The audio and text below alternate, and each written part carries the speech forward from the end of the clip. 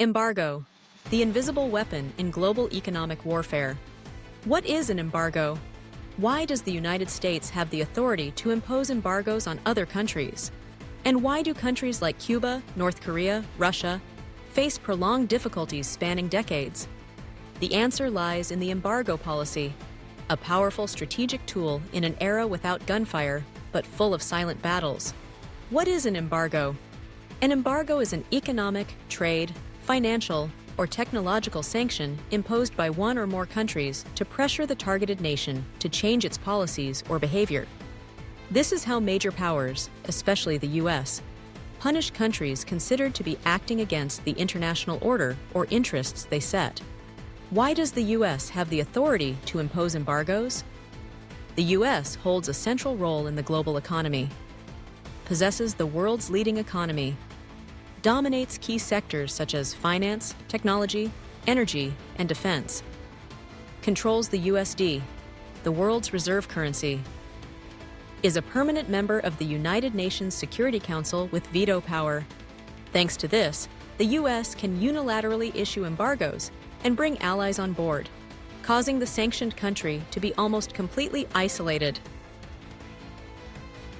Typical examples. 1. Cuba. Suffocated for over 60 years, Cuba, just over 100 miles from the U.S., has been under embargo since 1960. This has prevented Cuba from accessing technology, raw materials, and international markets, leading to a stagnant economy heavily dependent on Venezuela and some allied countries. 2. North Korea. Comprehensive embargo, people in hardship. North Korea faces 11 major embargoes banning trade in weapons, luxury goods, technology, and even restricting exports of minerals, seafood, and labor abroad. The result is a strangled economy and severe deprivation for its people. 3. Russia. $300 billion in assets frozen. When the conflict with Ukraine erupted, the U.S. and the West imposed over 17,500 sanctions on Russia, freezing assets and blocking trade and technology. However, Russia has strong capabilities and prepared by strengthening ties with China and other partners, creating a new counterbalance on the international stage.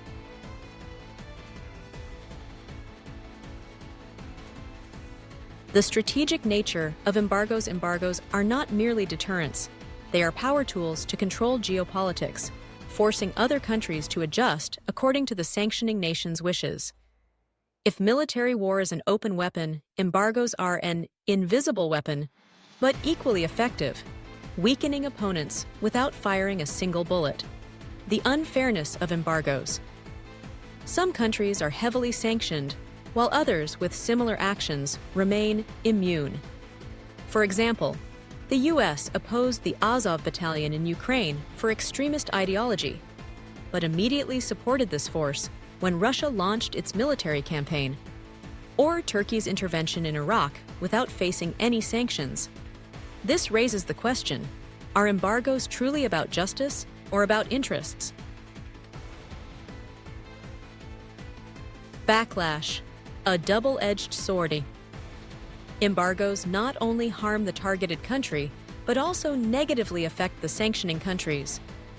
Europe's embargo on Russia, gas crisis, soaring energy prices. International businesses face supply chain disruptions. Global markets fluctuate, impacting millions of people.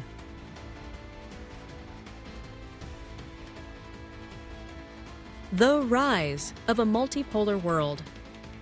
Today's world no longer has a single power center. Russia, China, and many economic alliances are emerging to create counterbalances, preventing the U.S. from fully controlling every game. When smaller countries unite, they can form waves of opposition, pushing back against sanctioning countries. The clear lesson is, the world is increasingly interconnected, and no one can unilaterally impose their will forever.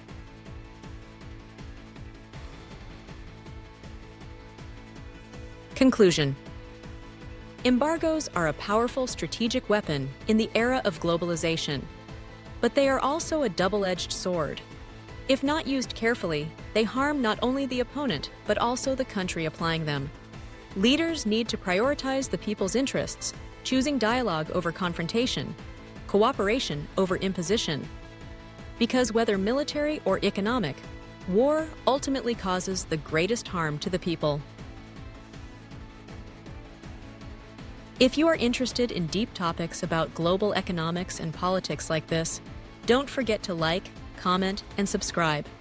We will continue to bring valuable content to help you better understand how the world operates.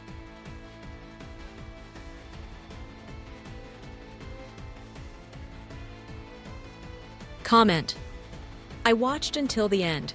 If you find this topic thought-provoking, share the video to spread useful knowledge to more people.